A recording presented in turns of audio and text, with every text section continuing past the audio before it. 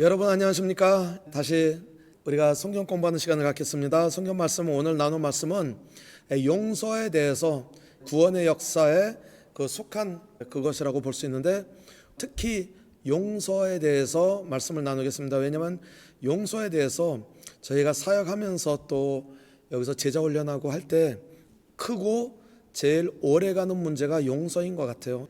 간단한 내용이지만 용서가 잘 안 될 때 문제가 많이 발생이 되는데, 또 용서에 대해서 용서를 어떻게 해야 되는지, 용서를 어디까지 우리가 해야 되는지, 영적으로 우리가 그거를 이해를 하고 우리가 그거를 실천할 때 정말 우리에게 놀라운 결과가 많이 일어납니다. 근데 저희가 경험상으로도 우리 여러 해 동안 이렇게 사역을 하면서, 특히 제자 훈련하고 여기에 대해서 자유함을 받는 사역을 하면서 예수 그리스도를 믿는 하나님의 자녀들이 용서 문제가 잘 해결되지 않아서 영적으로 성장이 안 되는 경우가 굉장히 많습니다. 우리 생각보다 엄청 많아요. 그래서 우리가 제자 훈련할 때 제일 먼저 코스로 용서에 대해서 확실히 다루고 진행을 합니다. 그렇지 않으면 제자 훈련이 안 돼요. 하다가 사람들이 포기하고 또 나중에 쓴뿌리가 나서 일을 망치고 다 하는데, 그 제일 큰 원인 중에 하나가 용서입니다. 용서예요. 그래서 용서에 대해서 말씀을 잠깐 나누겠습니다. 우선 마태복음 6장 14절과 15절을 잠깐 읽겠습니다. 너희가 사람의 잘못을 용서하면 너희 하늘 아버지께서도 너희 잘못을 용서하시려니와 너희가 사람의 잘못을 용서하지 아니하면 너희 아버지께서도 너희 잘못을 용서하지 아니하시리라. 아멘. 예, 아멘. 이 구절에 대해서 여러 가지 해석도 많이 있습니다. 우리가 기독서점에 가면 여기에 대해서 해석이 여러 가지로 많이 있습니다. 또 이것만이 아니라 12절에 보면 우리가 우리에게 죄 지은 자를 사하여 준 것 같이 우리 죄를 사하여 주옵시고, 예, 우리가 하나님의 말씀을 잘 이해해야 되는 게, 이것은 하나님의 진리의 말씀이십니다. 예수님께서 직접 말씀하신 거기 때문에 구약의 그림자가 아니기 때문에, 또 신약에서도 복음이기 때문에 하나님께서 복음의 진리를 가져오셨죠. 그래서 요한복음 8장 32절에 말씀하시기를 너희가 곧 진리를 알지니 진리가 너희를 자유케 하리라. 예, 율법에서 자유함을 받게 그렇게 말씀하신 것이죠. 우리가 진리를 알게 되면 율법에서 우리가 자유함을 받습니다. 예, 율법은 뭐냐면 우리가 항상 얘기하는 건데, 그래서 율법은 법을 행하는 거죠. 우리를 사람을 죄인을 볼 때 지적하고 정죄하는 것을 그 율법을 행한다고 이렇게 하는데, 예수님께서는 율법을 행하는 것이 아니었죠. 예수님께서는 진리를 가져오셨죠. 진리는 뭐냐면 율법이 아니고 진리는 용서와 축복이죠. 그래서 우리가 죄인을 볼 때 우리가 반응을 우리가 잘 해야 합니다. 반응이 그거를 지적하고 정죄하면 율법적인 사람이에요. 그거는 아직 구약 시대를 살고 있는, 구약의 율법을 살고 있는 그런 행동을 하는 것이죠. 그래서 우리가 죄인을 볼 때는 지적하고 정죄하는 것은, 그것은 율법의 행위고, 우리의 진리, 예수님께서는 진리를 가져오셨다 그랬죠. 진리의 행위는 죄인자를 봤을 때, 죄인을 봤을 때, 죄진 사람을 봤을 때 지적하고 정죄하는 것이 아니고 우리는 용서와 축복이죠. 그러면 잘못한 걸 우리가 동의하는 거냐? 절대 그건 아닙니다.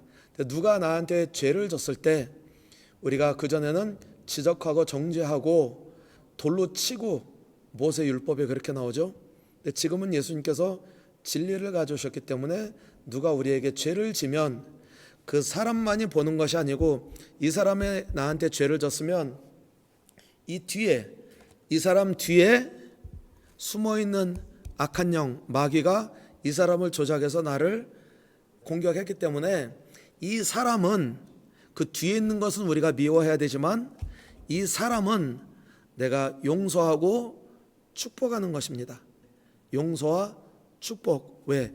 예수님께서도 죄인을 봤을 때, 예수님께서 이제 그때 사역하실 때도 바리새인들이 그 간음하다 걸린 여자를 데려왔죠. 여자를 데려와서 어떻게 했냐면 돌로 치라 그랬어요. 왜? 구약에는 그렇게 말씀이 있었기 때문에. 네, 주님께서는 이제 율법을 행하러 오신 게 아니고 오히려 율법을 완성시키러 오셨다 그랬죠.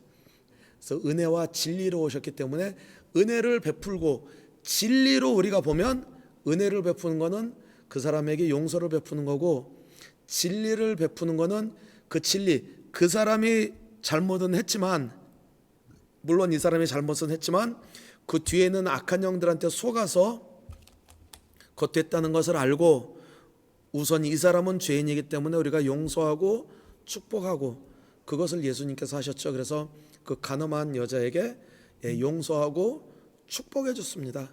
물론 가서 더 죄를 짓지 말라. 죄를 질 때는 악한 영들한테 정당성을 줘서 그 정당성으로 통해서 나를 치고 나를 더 죄를 짓게 할 수 있기 때문에 그래서 용서하라 그랬죠. 요한복음 1장 17절에 보니까 율법은 모세로 말미암아 주어진 것이요 은혜와 진리는 예수 그리스도로 말미암아 온 것이라. 아멘. 솔직히요 저도 이 구절을 처음에 이 구절을 읽고 전혀 이해를 못했습니다. 영적 세계를 모르니까 이 구절을 이해할 수가 없어. 무슨 말인지도 모르겠는 거예요.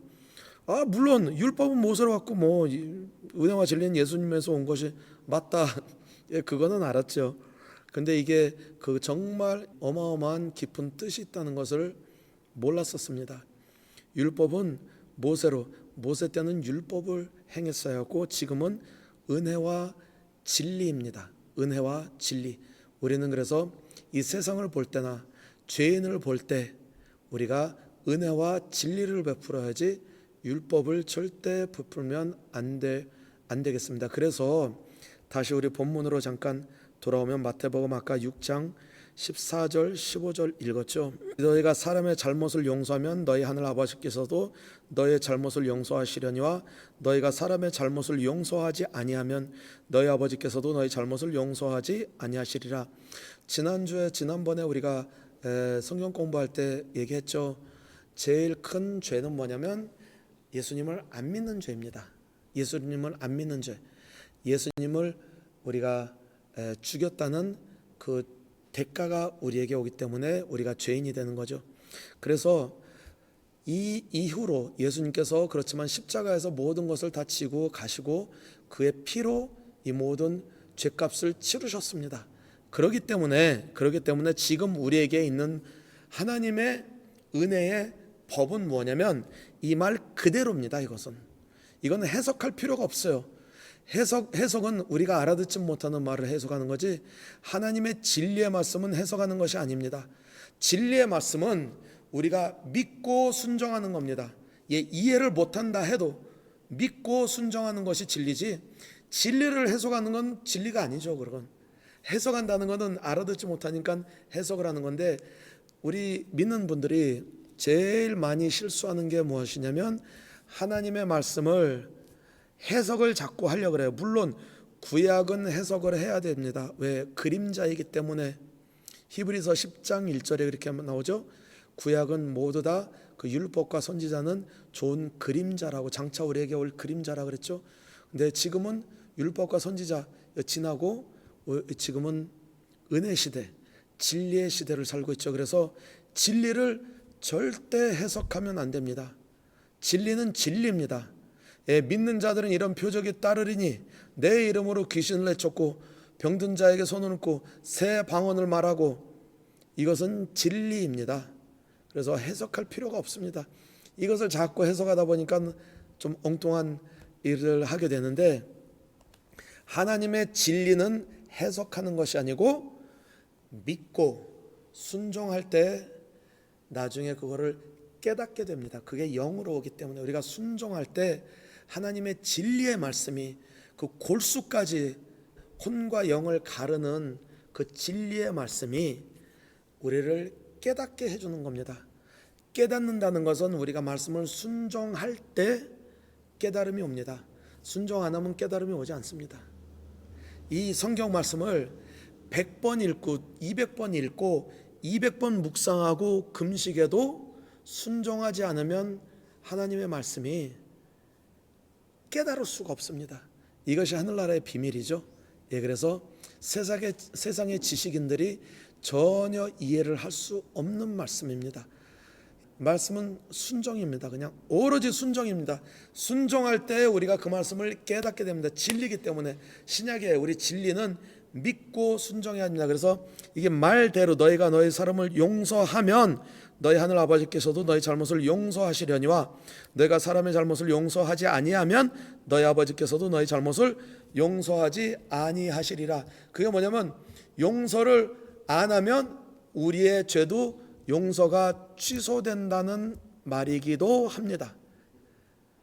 그런 말이 어디냐 있습니다. 마태복음 18장에 보면 여기서는 비유로 말씀하셨어요.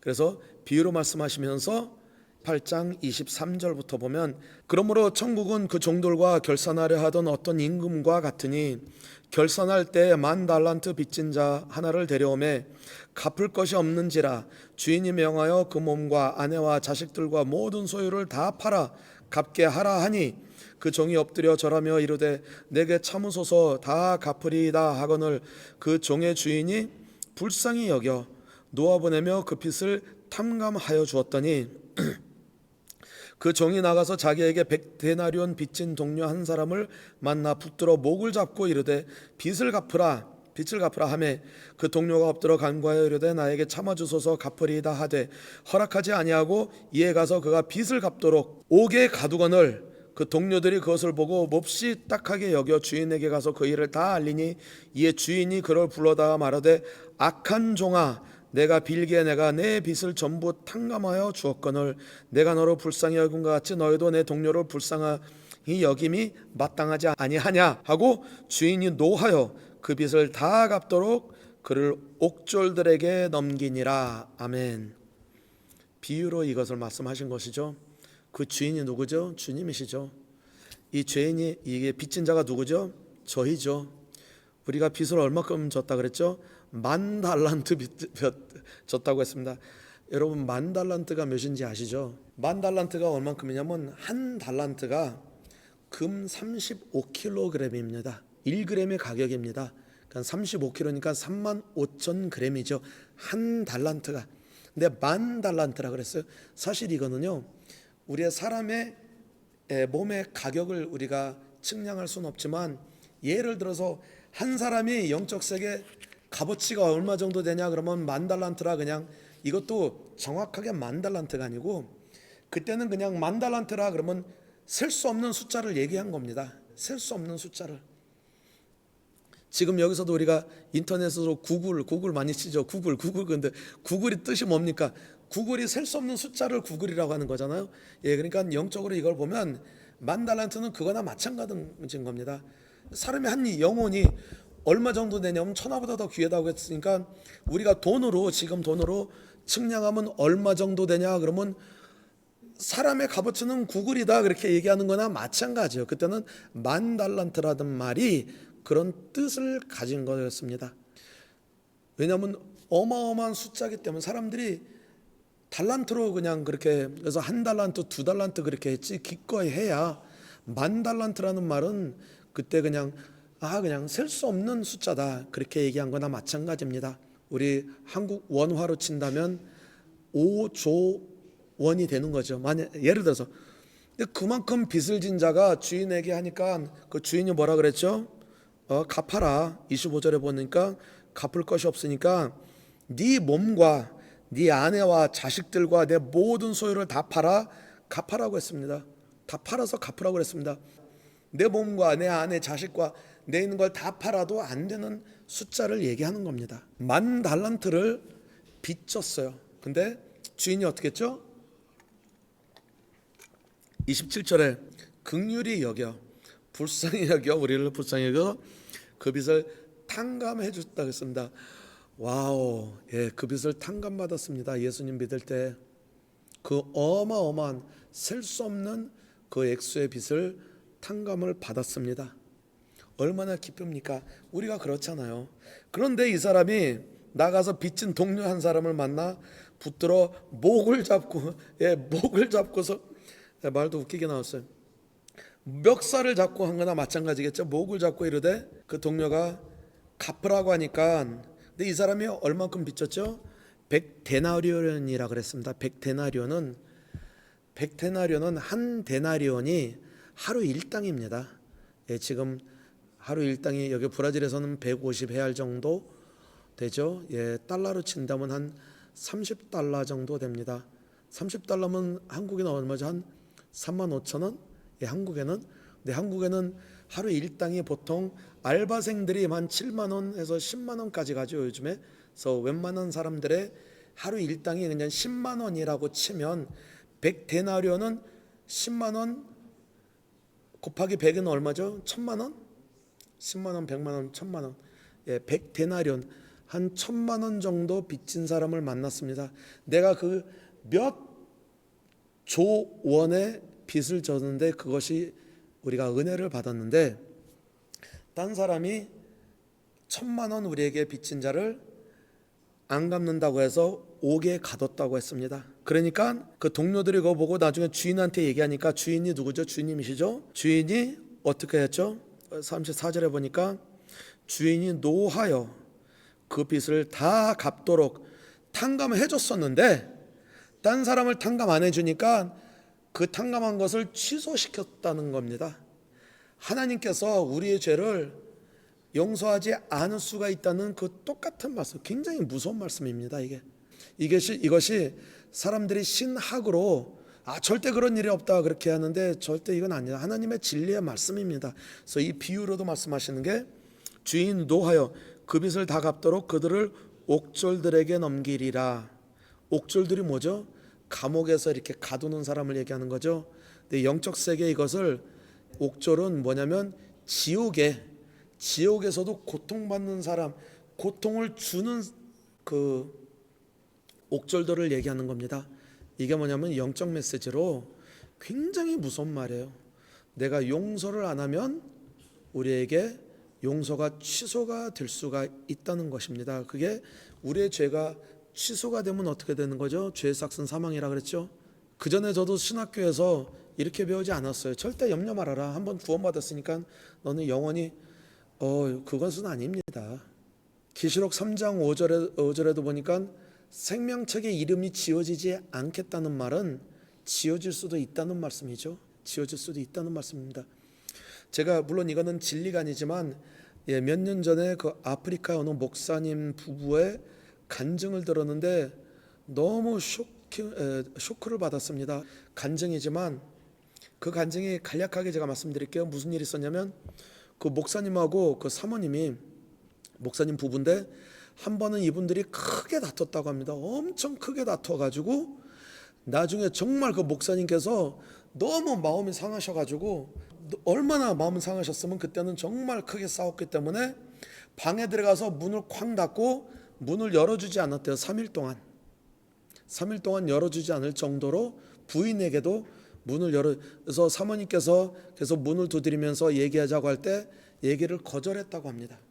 그런데 그 목사님 나중에 3일 후에 밖으로 혼자 나가서 차로 운전하고 가다가 실제 있었던 일입니다. 이거는 그 나가다가 어느 트럭하고 정면 충돌해서 죽었어요. 목사님이 죽었어요. 죽었는데 그 사모님이 이 복음을 잘 아셨기 때문에 목사님이 이 상황에서 우리와 화해하지 않고 용서하지 않고 죽었으니까 무슨 일이 있을 수 있겠다 그래서 그때 그 장사를 못 지내게 했다고 그럽니다.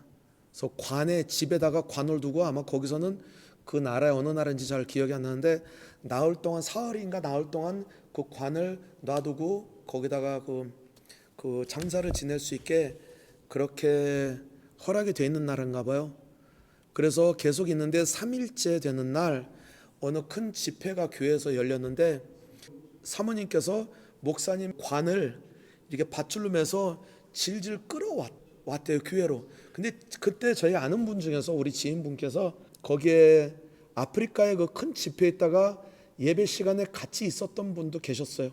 같이 계셨던 분도 있었어요. 그래서 그분이 얘기가 뭐냐면 그 한국 분도 거기 계셨는데 정말 사람들이 많이 모인 큰 교회인데 어떤 아주머니가 그냥 막 관을 가지고 끌고 왔다고 그거를 본 사람도 있습니다. 어떻게 했냐면 끌고 와가지고 거기다 강대상 앞에다 이렇게 놓고서 절대 내 남편은 그냥 가면 안 됩니다. 그냥 가면 안 됩니다. 그러면서 거기서 막 통곡하면서 울고 있었다는 거예요. 근데 나중에 그 사람이 다시 살아났어요. 목사님께서 거기서 예배당에서 사흘째 살아났습니다.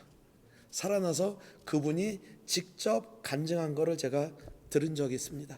근데 그 목사님이 뭐라고 말씀하시냐면 차 사고 나서 죽었는데 나중에 눈을 떴는데 밝은 곳에 있더래요. 밝은 곳에 있는데 어느 흰옷 입은 사람이 와서 그분이 말씀으로는 천사인지 예수님인지 잘 모르겠는데 낙원인지 뭐 천국인지 잘 기억은 안 나는데 하여간 우에 있었어요. 근데 거기서 그분이 흰옷 입은 분이 이렇게 말씀하시더래요. 너는 있을 곳이 여기가 아니다. 너희 있을 곳은 여기가 아니고 저 밑으로 내려가야 된다 그러면서 지옥으로 데려가더래요. 지옥으로 데려가는데 거기 정말 불이 타고 사람들이 거기서 굉장히 고통당하는 사람들도 많이 있고 막 소리 지르고 고통당하는데 그 흰옷 입은 분이 네 자리가 여기라고 그러시더래요. 그래서 이 목사님께서 너무 충격을 받아가지고 아 주님 제가 누군지 아시잖아요. 나 누구 아무개 목사입니다. 그렇게 했더니 안다 내가 안다. 근데 왜 제가 여기 있습니까? 저는 복음을 전하는 자이고 복음을 알고 복음도 많이 전했고 저는 예수님의 피로 제가 구원을 받은 사람인데 왜 제가 지옥에 있습니까? 그렇게 말씀하실 때 거기서 그러셨대요. 내가 죽기 전에 아내와 싸우고 아내가 계속 화해하자는데 용서하지 않고 화해하지 않았지 않았냐. 그러면서 이 말씀을 하시더래요. 내가 뭐 죄를 용서하면 아버지께서도 용서하시거니와 내가 죄를 용서하지 않으면 아버지께서 용서하시지 않으실 거다. 그럼 내 죄가 사하지지 않으면 너는 지옥에 있어야 된다 그러시더래요. 그래서 너무 충격을 받아가지고 거기서 통곡하면서 제발 한 번만 더 기회 달라고 그렇게 말씀하실 때 그러다가 갑자기 깼는데 보니까 예배당 한가운데 가 있는 거예요. 근데 거기 주님께서 그러셨대요. 계속 통곡하고 그거 할 때 주님께서 아내가 계속 회개 기도를 하고 있다. 그래서 너에게 다시 한번 기회를 주는데 네가 가서 이것을 사람들에게 전해라. 왜냐하면 예수 믿는 모든 많은 자녀들과 지도자들도 이 문제 때문에 사람들과 싸우고 이간질하고 그것 때문에 지옥으로 가는 사람들이 많이 있다고 하면서 이것을 널리 전하라고 다시 한번 기회를 줬다고 하는 그 간증을 제가 들은 적이 있습니다. 굉장히 무서운 말씀입니다. 근데 성경 말씀으로 솔직히 저는요 그 전에 제가 신학 갔을 때는 이런 구절이 그냥 너무 쉽게 지나갔어요. 근데 지금 영적으로 우리가 좀 더 깨닫고 말씀을 깊이 알게 되니까 절대 그냥 지나가는 것이 아니고 굉장히 중요한 말씀입니다. 그래서 주님께서 용서하지 않으면 주님께서도 용서하지 않으신다. 이 말씀은 해석할 필요가 없습니다. 우리가 잘 못 알아들을 때 해석을 하는 것이지 이것은 너희가 사람의 잘못을 용서하면 너희 하늘 아버지께서도 너희 잘못을 용서하시려니와 너희가 사람의 잘못을 용서하지 아니하면 너희 아버지께서도 너희 잘못을 용서하시지 아니하시리라. 아멘. 꼭 우리는 우리에게 죄 지은 사람들을 용서해야 합니다. 근데 여기서는 많은 사람들이 그러면 내가 너무 상처를 너무 깊게 받아서 용서하고 싶은데 안 되는 경우가 많습니다. 그렇게 얘기하시는 분들이 엄청 많으세요. 저도 그 중에 한 명이었습니다. 용서가 안 될 때가 있죠. 너무 상처가 크기 때문에, 너무 상처가 깊기 때문에, 또 너무 손해를 받았기 때문에. 그래서 우리가 용서를 하려도 용서가 안 될 때가 있어요. 내 마음이 허락을 안 하는 거예요. 할 수도 없고 우리가 어떻게 용서를 합니까? 그럴 능력이 없습니다. 그렇지만 하나님께서 이것을 명령으로 주셨어요. 그래서 저도 이런 일이 있어서 굉장히 고민하고 너무 괴로웠습니다. 자꾸 기도할 때마다 이게 자꾸 걸리는 거예요.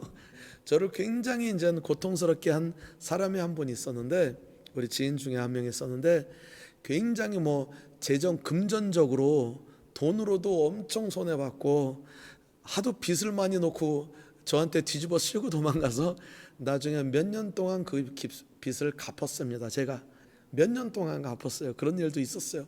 그것만이 아니라 명예적으로 어마어마하게 손해를 준 사람이 있었어요. 근데 용서가 안 되는 거예요. 용서하고 싶은데 내 양심에 안 되는 거예요. 솔직히 해야 되는데 어떡할까 해결책이 없었던 거예요. 근데 제가 더 괴로웠습니다. 그 용서는 둘째 문제고 이 문제 때문에 계속 기도할 때마다 이게 걸리고 그랬습니다. 그래서 한 번은 그렇게 하나님께 기도했습니다. 하나님 진짜 용서하고 싶습니다. 근데 안 됩니다. 막 속 안에서 막 너무 이게 화가 치밀고 그 사람 이름만 생각해도 너무 화가 치밀어서 절대 안 됩니다. 그렇게 기도했을 때 하나님께서 이 말씀을 주시면서 그때는 저에게는 하나님께서 그 말씀을 하시더라고요. 기도하는 중에 내가 그 사람 위해서도 십자가에서 내가 피를 흘렸다 그 말씀 하셨습니다. 저는 그 말씀 들을 때 거기서 어떻게 다른 도망갈 데가 없더라고요. 주님께서 내가 제일 미워하는 사람을 그 사람을 위해서 십자가에서 피를 흘리시고 십자가에서 죽으셨다고 하시는데 할 말이 없더라고요. 맞습니다. 첫째는 그것입니다. 그리고 둘째는 그래도 하나님 좋습니다. 그런데 내가 속과 겉이 다를 수가 있습니다. 입으로는 할 수 있겠는데 내 마음으로는 양심 이게 걸려서 안 됩니다. 그때 주님께서 지식을 주시더라고요. 주님께서 지혜를 주신 게 지식과 지혜를 주시는 게 우리 하나님의 말씀 순종은요. 우리가 이해를 못해도 순종하는 게 하나님의 말씀입니다. 그래서 우리가 속마음 이 세상에서는 우리가 속이 없는 말을 뱉으면 물론 동기도 중요하고 마음도 중요하지만 영적 세계 사실은 하나님께서 우리 마음을 아십니다. 근데 왜 우리가 이거를 용서를 선포해야 되냐면 선포하는 게 중요합니다. 왜냐면요. 어떤 분들은 마음이 좋은 사람들이 많이 있어요. 그건 너 오래된 건데 다 잊어버렸어. 그냥 괜찮아 그러고 지나가는 사람들이 많습니다. 절대 지나가도 안 됩니다. 선포를 해야 됩니다. 그렇지 않으면 우리가 잊어버려도 그것이 씨앗으로 쓴뿌리로 남아 있습니다. 우리에게. 그래서 언젠가는 드러나게 돼요. 그래서 우리가 그냥 이건 다 잊어버렸어. 잊어버리는 게 아니에요. 이게 세상에서 묶인 겁니다. 내가 세상에서 매면 하늘에서도 매일 것이요 세상에서 풀면 하늘에서도 풀릴 것이라 마태복음 18장 18절에 그렇게 나오죠. 그게 뭐냐면 우리가 이간질이나 상처로 묶여 있으면 하늘나라에 묶여 있어요. 풀리지가 않아요. 우리가 여기서 풀어야 하늘나라에서 풀려집니다. 이럴 때는 우리 속과 겉과 다뤄도 되냐?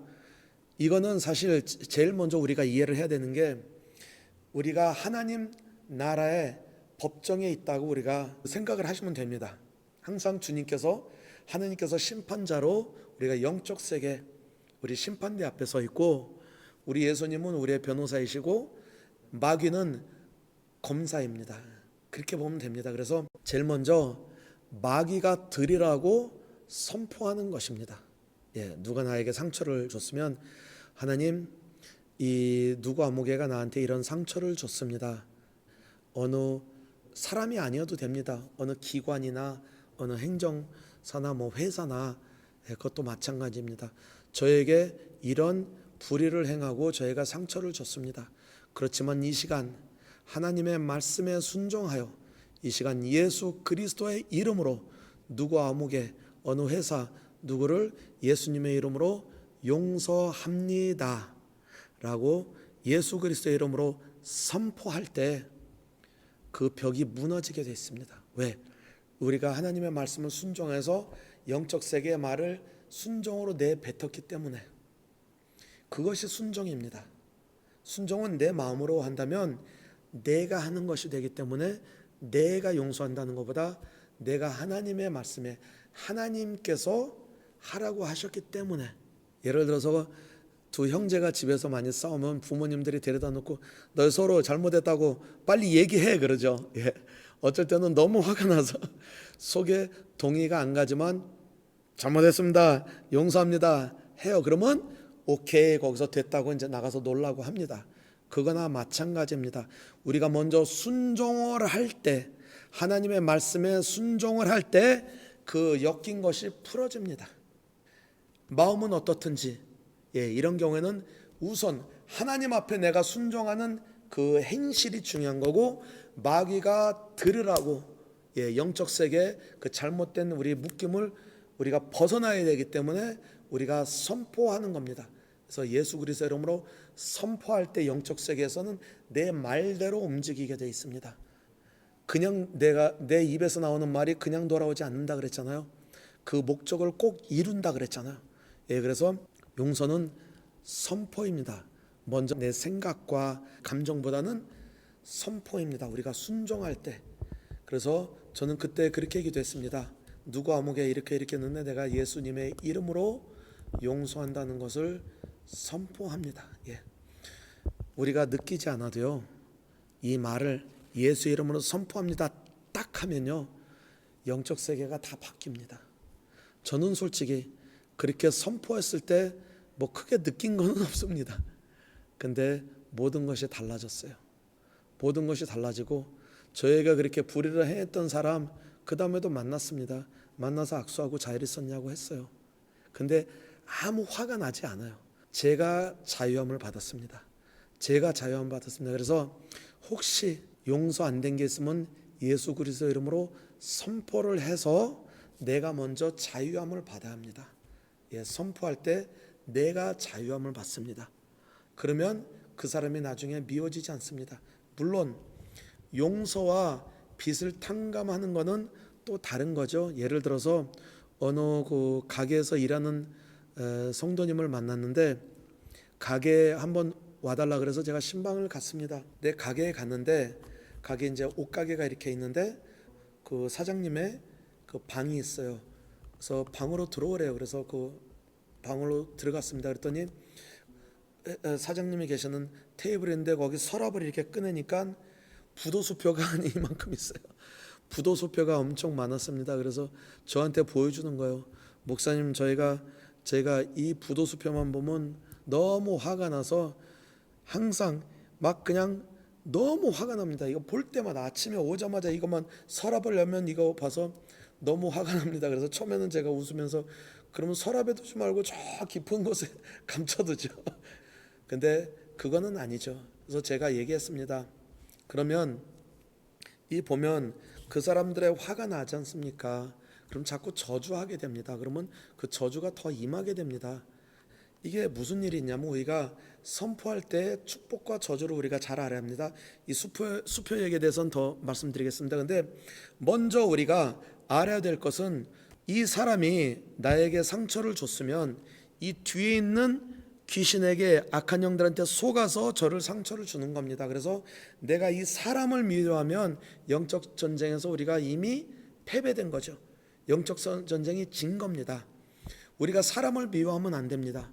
우리의 싸움은 사람과 혈육과 사람이 아니고 그 영적에 있는 영적 존재들이라고 얘기했죠. 에베소서 6장 이렇게 나오죠.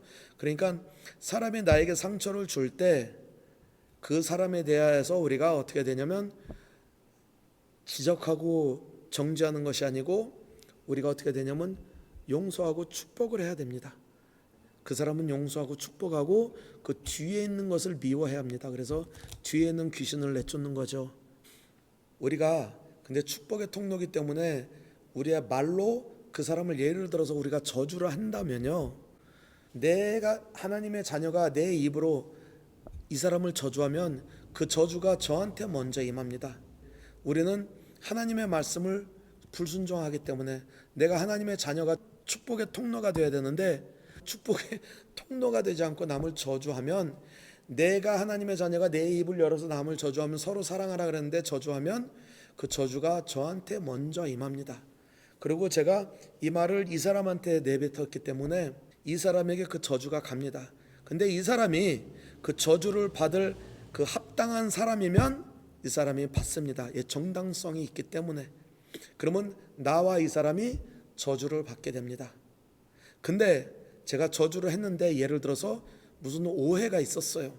이 사람이 저주받을 사람이 아니에요. 합당한 사람이 아닙니다. 그러면 어떻게 되죠? 내가 이 사람한테 저주를 던졌기 때문에 그 저주가 딴 사람한테 가는 게 아니고 그 내뱉던 사람한테 다시 돌아오게 돼 있습니다. 영적 세계는 그렇습니다. 그래서 그 사람이 합당하지 않은 사람이면 저주가 갔다가 다시 돌아옵니다, 저한테. 그러면 먼저 제가 저주로 받고 그 저주가 갔는데 그 사람이 뭐 안 받으면 다시 오기 때문에 저주를 2번 받습니다. 그래서 절대 저주의 말을 하면 안 됩니다, 저희들은. 그래서 항상 축복하라는 거죠. 축복도 어떻게 되죠? 우리가 하나님의 말씀을 순종해서 그다음에 그 사람이 어떻든지 간에 우리가 축복을 하면 축복이 우리에게 먼저 임합니다. 우리 하나님의 말씀을 순종했기 때문에 우리는 축복의 통로이기 때문에, 그래서 축복이 저한테 먼저 임하고 그 축복이 이 사람한테 갑니다. 그 사람이 축복을 받기에 합당한 자면 그 사람도 축복받습니다. 그러면 우리 둘이 다 축복을 받습니다. 근데 그 사람의 축복을 받기에 합당하지 않은 사람이라면 이 축복이 어디로 갑니까? 다시 나한테 돌아오죠. 그럼 제가 2번 축복받습니다. 그래서 원수를 사랑하라 축복하라는 것은 원수를 위해서 더 그 사람을 위해서 기도하고 더 축복을 선포하라는 겁니다. 내가 그냥 2배로 받기 위해서만이 아니라 그 사람의 축복을 받아서 다시는 그런 죄를 짓지 않게 해야 되기 때문에, 그래서 다시 이 수표권에 와서는요, 제가 그렇게 기도하라고 했습니다. 자매님, 이것을 저주하면 이 사람이 저주 받아요. 왜? 저주 받을 짓을 했으니까.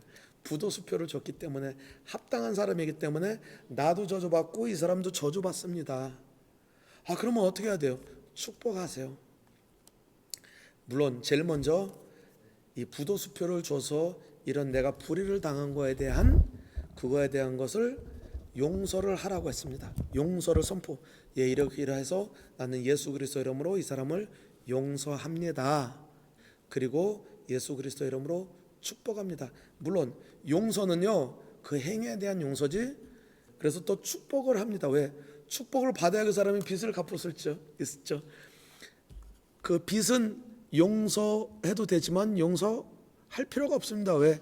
그 돈은 내 것이기 때문에. 내 돈은 내 거예요. 딴 사람이 가져가면 안 됩니다. 제가 심은 거는 제가 걷어야 합니다. 그렇지 않으면 딴 사람이 가져갑니다. 그래서 내가 심은 거, 내 결과이기 때문에 내 거예요. 그 돈은 내 겁니다. 그 행위를 용서하는 것이지, 하나님 이 사람을 용서합니다, 축복합니다, 그래서 축복하셔서 그 사람의 돈을 벌어서 빨리 갚게 해주세요, 그렇게 기도해야 됩니다.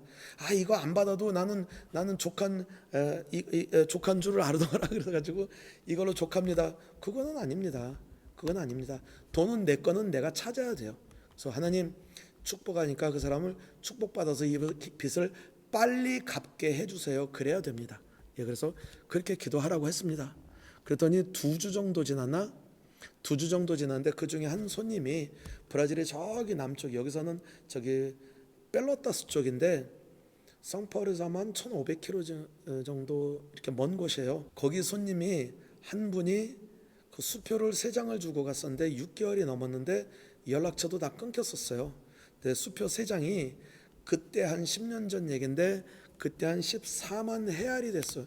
14만 헤알이면 굉장히 큰 돈입니다. 14만 헤알이면 여기서 지금으로는 한 여기 한국 돈으로 하면 한 4천만 원 정도, 3만 불이 넘으니까 한국 돈으로는 한 4천만 원 정도. 근데 그때는 값어치로는 5천만 원이 넘는 거의 1억 정도 되는 그런 큰 액수였습니다. 큰 액수였어요. 그때는 달러 시세도 낮았기 때문에. 그랬는데 그렇게 수표를 3개 부도내고 이제 연락이 끊겼었는데, 그 기도하고 나서 딱 2주 되니까 그 사람이 나타났대요. 가게에 나타나가지고 너무 놀라신 거예요. 이 사람이 왜 그렇지 않아도 그 중에 제일 많은 액수를 빚진 사람이기 때문에 어떻게 하냐 했더니 현찰로 그 돈을 가져왔대요. 이 사람이 얘기하는 게 뭐냐면, 한 열흘 전부터 장사가 안 돼가지고 우리가 도망가고 우리도 이제 뭐 딴 데로 이동하고 뭐 그런 얘기 다 하면서 그분이 얘기하시는 게, 무슨 일이 있었는지 모르는데 한 열흘 전부터는 갑자기 장사가 엄청 잘 돼가지고 현찰이 많이 들어왔대요. 근데 할 게 굉장히 많대요. 빚을 갚을 사람도 많고 그런데 벌써 한 사흘째 꿈에서도 당신만 나타난다는 거예요. 그 사람만 나타나, 우리 자매님을 나타나더래요. 한 3일 전부터 계속 이 가게, 이 회사를 주님께서 보여주시고, 그러니까 그 사람이 뭐 주님께서 한다, 예수 믿는 사람인지도 모르겠어요. 근데 계속 꿈에 네가 나타나서 마음에 너무 찔려서 이 사람 먼저 갚아야겠다. 그리고 그 현찰로 그 14만 헤아를 가져와서 갚고 갔다고. 그래서 금방 전화가 왔어요, 저한테. 정말 놀라운 일입니다. 하나님께서는 우리가 하나님의 말씀을, 그 법을 올바르게 준행할 때 큰 이적이 일어납니다. 그래서 모든 죄를, 그래서 사랑으로 해야 되는 게 베드로전서 4장 8절에도 보면 사랑은 허다한 죄를 덮느니라 그랬습니다. 하나님께서는 서로 사랑하라 그랬습니다. 서로 미워하란 말은 성경 말씀에 없습니다.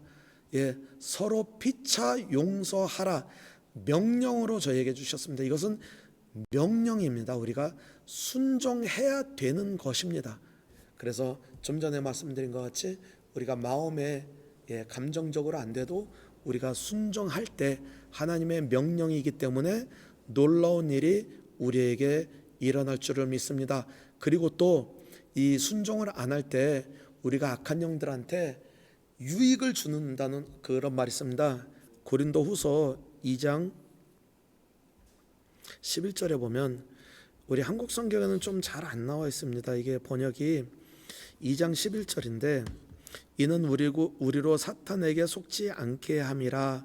우리는 그 계책을 알지 못하는 바가 아니로라.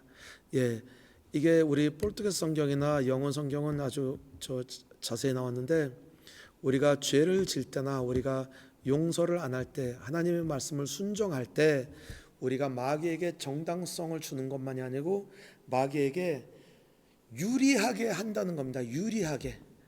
영어로도 advantage, advantage. 마귀에게 유리하게 틈을 열어준다는 말이죠. 그렇기 때문에 우리가 용서를 안 할 때, 이게 명령인데 안 할 때 우리가 마귀에게 틈을 줍니다. 그렇지 않아도 마귀가 우는 사자와 같이 우리 주위를 맴돌며 삼킬 자를 보는데 우리가 틈을 주면 되겠습니까? 안 되죠. 그래서 용서를 안 할 때는 틈을 주는 겁니다. 그래서 용서는 하나님의 명령입니다. 그래서 용서를 안 할 때 이 세상에서 이게 묶임을 당합니다. 그래서 묶임이 하늘나라에서도 묶이고, 그래서 우리가 여기서 풀어야 됩니다. 사람이 한 건 사람이 풀어야 됩니다. 사람이 한 건 사람이 풀어야 돼요. 그래서 여기서 풀릴 때 하늘나라에서도 풀리게 되죠. 그래서 제일 먼저 우리가 순종할 때 우리가 먼저 자유함을 받아야죠. 자유함을 받아야죠. 저도 그 일 때문에 굉장히 고통스러웠어요.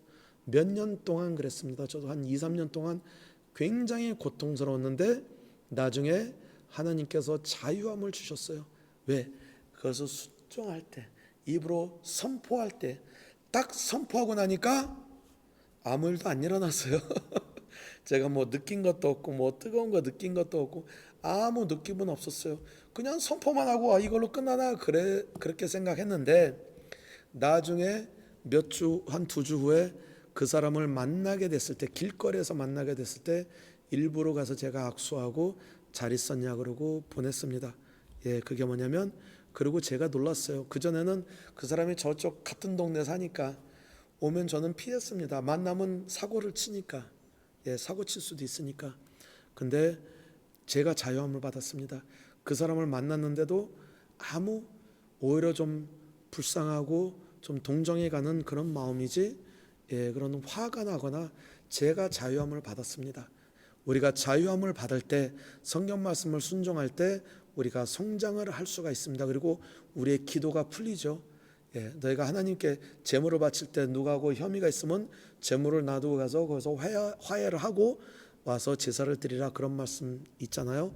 마찬가지입니다. 그래서 우리가 용서는 정말 우리가 깊게 기도하다가 내가 용서를 빌어야 될 사람이 있으면 가서 빌어야죠. 그 사람이 알고 그 사람이 상처를 받았을 경우는, 그리고 그렇지 않으면 내가 상처를 받았을 때 용서를 꼭 해야 됩니다. 그것이 있습니다. 내가 누구한테 죄를 졌어요. 잘못을 했어요. 근데 그 사람은 잘 몰라요. 여기에 대해서. 상처도 받았는데 저 때문에 그랬다는 것은 모르세요. 그럴 때는 일부러 가서 용서를 고백할 필요는 없습니다. 그거는 하나님께 고백하고 용서를 구하면 됩니다. 근데 그 사람이 나를 통해서 굉장히 상처받은 것을 알아요. 알 때는 가서 용서를 빌어야 됩니다. 직접 찾아가서 하든지 아니면 요즘에는 굉장히 편하죠. 예, 인터넷으로나 메시지나 SNS나 왓츠앱으로나 카톡으로 보내야 합니다. 예, 기도 중에 내가 기억나는데 옛날에 내가 잘못한 것 같아요. 그래서 내가 용서를 빌고 싶습니다. 예, 그렇게라도 보내야 됩니다. 예, 그게 묶임이 풀리는 겁니다. 왜냐하면 그 사람의 반응이 어떤지 그거는 상관없어요. 상관없습니다.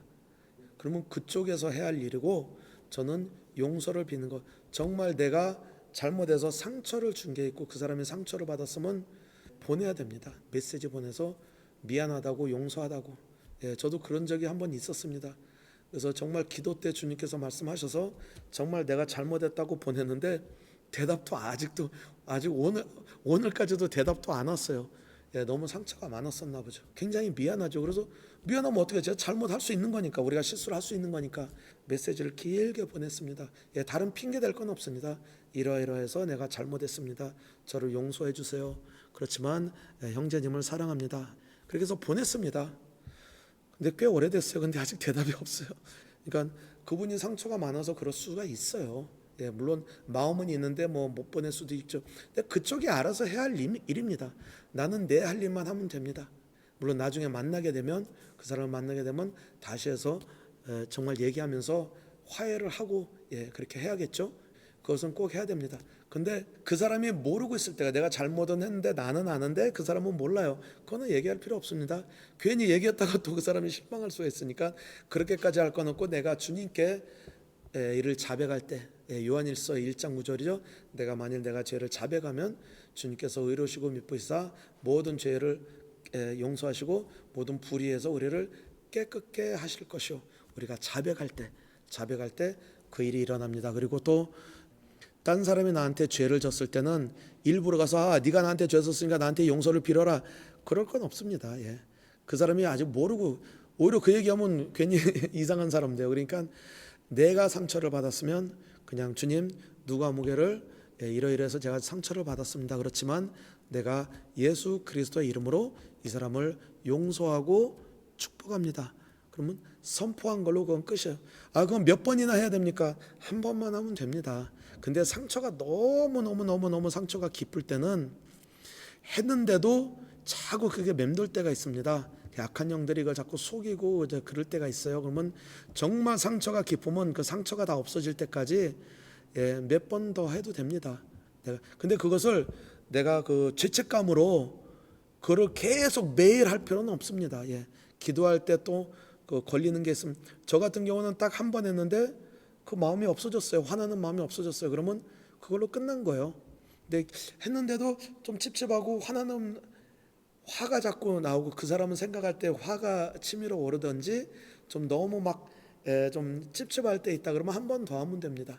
근데 특히 화가 날 때는 아주 상처가 많았기 때문에 상처가 여무를 때까지는 해도 됩니다. 특히 그분이 가까이 있는 분, 가족이나 지인이면 좀 더 오래 갑니다. 그래서 가까운 사람일수록 더 용서를 하고 용서를 빌고 이 문제에 대해서 우리가 이거를 딱 매듭을 짚고 가야 우리가 영적으로 성장을 할 수가 있고 나머지 일에 대해서도 우리가 자유함을 받을 수 있습니다. 그렇지 않으면 용서 때문에 용서 문제가 저희도 우리 제자원 훈련할 때 이게 제일 큰 문제 한 70~80%가 용서 문제가 해결이 안 돼서 앞으로 전진을 못하는 사람들이 많이 있습니다. 그래서 용서는 깨끗하게 끝까지 내 자존심을 무릅쓰고 용서를 빌어야 될 때는 가서 빌어야 되고 용서를 다 선포해야 됩니다. 생각 안 나는 사람까지도. 그래서 제가 말이 너무 길어졌습니다. 그렇지만 이건 너무 중요한 거기 때문에 무슨 일이 있으면 브라질에서 그 어느 제가 굉장히 좋아하는 목사님이 계십니다. 그 목사님의 간증을 잠깐 말씀드리겠습니다. 그 목사님이 그 교회 성도님 중에서 어느 자매분인데 나이는 한 40대 정도 그 위암으로 해서 위, 간, 장 이게 모두 다 암이 퍼져서 의사가 이것은 손을 댈 수도 없는 상황이라고 그렇게 얘기해서 앞으로 얼마 한두 달 이상 못 살 거라고 그런 적이 있었습니다. 그래서 이 목사님이 그 자매님을 신방을 했대요. 신방을 하니까 이제 그 자매님도 이제 그 병실에 누워 있었는데 나도 안다고 그러니까 염려 말라고 목사님 그냥 축복기도 해달라고 내가 편안히 갈 수 있도록 그렇게만 해달라고 그렇게 말씀하시더래요. 그래서 이 목사님은 이 영적 세계 너무 잘 아시는 분이라서 거기에 갈 때 아주 큰 공책 하나를 펜하고 공책을 가져갔습니다. 그러면서 너무 지혜롭게 하신 것 같아요. 이 목사님께서 어떻게 말씀하셨냐면, 예, 자매님 이거 다 아시고 다 인정하시니까 괜찮죠. 근데 그러면 가시기 전에 모든 사람들과 친족들과 친척들 또 지인들 또 성도님들 또 모든 사람들한테 작별 인사라도 해야 되지 않겠습니까? 그랬더니 예, 그렇지 않아도 많은 사람들이 여기 오고 찾아오고 있어요. 근데 못 오는 사람도 많고요. 그래서 목사님께서 그렇게 말씀하셨어요. 그러면 여기 못 오는 사람도 있으니까 여기는 또 시간이 많으니까 자매님께서 거기에서 내가 생각나는 사람들을 다 이름을 쓰세요. 그랬습니다. 그래서 어려서부터도 다 쓰라고, 내가 평생 맞는 사람들은 다 쓰라고 그랬습니다. 예, 시간이 많으니까 그 노트에다가 다 적을, 이름이 생각이 안 나도 옛날에 어릴 때 내가 사는데 앞집에 살던 누구 아무개 그렇게 이렇게 다 해가지고 어떻게 하냐면 다 쓰라고 한 다음에 쓰고 그 한 사람 한 사람 작별 인사를 하라 그랬어요. 하나님, 예수 그리스도의 이름으로 선포합니다. 이 누구 아무개에게 내가 혹시 잘못한 것이 있으면 말로나 행동으로나 생각으로까지도 잘못한 거 있으면 내가 용서를 빕니다. 예수님의 이름으로 용서를 빕니다. 그리고 또 이 사람이 나에게 잘못한 것이 있으면 말로나 행동으로나 생각으로까지도 잘못한 것들에 대해서는 이 시간 예수 그리스도 이름으로 내가 용서하고 이 사람을 축복한다는 것을 선포합니다. 그렇게 하라고 했습니다. 한 사람 한 사람 내가 용서를 빌고 용서를 선포하고 다 예수 그리스도의 이름으로 선포하라고 했습니다. 근데 정말 놀라운 게 그 다음 날 이 자매님이 그날 하루 종일 계속 생각난 사람 다 쓰고 그 다음 날에 이렇게 하는 중에 무슨 일이 일어났냐면, 그 다음 날 목사님 가서 도와주시는데 오전부터 이게 계속하고 점심 먹고 계속 하는데 하다가 그 자매님이 누워 있었는데 목사님에게 그랬대요. 목사님 저 좀 일으켜달라고, 앉아서 너무 누워 있으니까 이게 허리가 좀 불편한 것 같아가지고 저를 앉게 해달라고 그래서 앉혀놨어요. 그래서 앉아서 또 계속 하다가 이분이 갑자기 잠깐 일어서서 했으면 좋겠다고 그러더래요. 그래서 부축해달라고 도와달라고 해서 도와줬는데 거기서 서서 그 방에서 이렇게 왔다 갔다 하면서 그거를 계속 선포한 거예요. 하다가 거기서 놀란 게 이분이 일어설 수가 없었던 분입니다. 일어설 수가 없었던 분이세요. 그냥 병실에 정말 중환자실에서 있다가 나와서 이제 누워 있었는데 일어나지 못했어요. 이게 암이 너무나 다 퍼져가지고. 근데 거기서 걷고 있었던 거예요. 그래서 나중에 계속 하다가 목사님께서 물어봤대요. 자매님 괜찮냐고, 어디 아프지 않냐? 아무데도 안 아픈데요 그러더래요. 그래서 나중에 엑스레이를 찍었는데 그 암세포가 다 없어졌어요. 다 없어졌어요. 전부 다 정말 기적이 일어났습니다. 용서를 선포할 때 이 암세포가 싹 없어져서 나중에 퇴원했습니다. 그 사람이 나중에 퇴원을 했어. 질병에서 낫습니다. 그래서 여기서도 브라질 목사님들하고 이게 영적 전쟁하고 이런 사역을 하는 사람들의 그 병원도, 저희도 병원도 수없이 많이 다니니까 그 전부터 대충 통계가 있는데요. 특히 암병은 어떤 암이든 암병은 용서를 선포하지 않을 때 그 증오감으로 온 그 암세포가 통계적으로, 우리가 과학적으로는 이거를 검증할 수는 없는 겁니다. 그렇지만 과학적으로는 검증이 안 돼도 한 95% 이상이 그것 때문에 우리가 증오감 있을 때, 화가 날 때 그때 암세포 영적으로, 그래서 그 사람들을 다 용서하고 축복할 때 암세포가 없어지는 그런 통계가 있습니다. 그래서 저희도 사역할 때 병원에 항상 많이 다닐 때, 집집마다도 다닐 때 암병 있는 자들에게는 용서를 선포해야 됩니다. 근데 저도 진짜 거의 99.9%가 암병으로 있는 사람들이 용서 선포를 안 했습니다. 용서에 대해서 문제가 있는 사람들입니다. 그래서 꼭 가서 이게 질병이 낫게 우리가 기도도 하지만 특히 용서에 대해서 사역을 합니다. 그래서 예수 그리스도 이름으로 모든 사람들에게 나를 상처를 준 사람들, 내 마음을 아프게 하고 그런 사람들을, 나에게 죄진 사람들을 예수 그리스도의 이름으로 용서한다는 것을 선포합니다.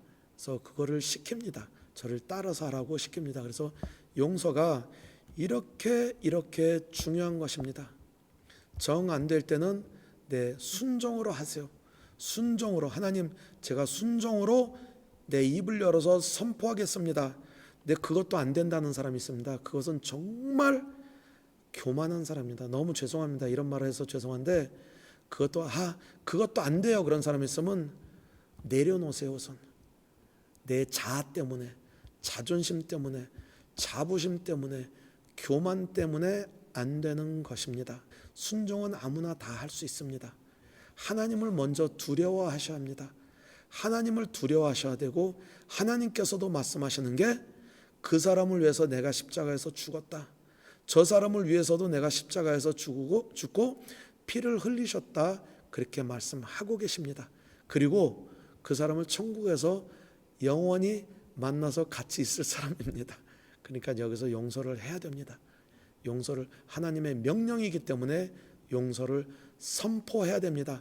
하나님의 말씀을 의지하고 순종함에 하나님을 두려워하고 하나님을 순종해야겠다는 마음으로 한번 해보세요. 됩니다. 100% 됩니다. 이건 저희가 사역하는 사람들 지금까지 그것은 100%입니다. 다 됩니다. 그걸 안 하겠다는 것은 불순종하겠다는 겁니다. 절대 그건 아닙니다. 그래서 우리가 하나님의 말씀을 순종으로 용서를 해야 됩니다. 아멘. 그래서 순종할 때 우리가 자유함을 받고 더욱더 성장하는 믿음을 가지기를 예수님의 이름으로 축복합니다. 오늘 좀 말이 많이 길어졌는데 혹시 여기에서 또 질문이 있을 수가 있습니다. 다 다루지 못한 것이 있습니다. 그러니까 혹시 질문 있으면 보내주세요. 또 저에게 연락을 하시고, 그래서 여기에 대해서 정말 우리가 다듬어져야 됩니다. 다듬어져야 우리가 영적으로 성장해서 신부단장을 잘 할 수가 있습니다. 예수님의 이름으로 축복합니다. 다음 시간에 또 뵙겠습니다. 안녕히 계십시오.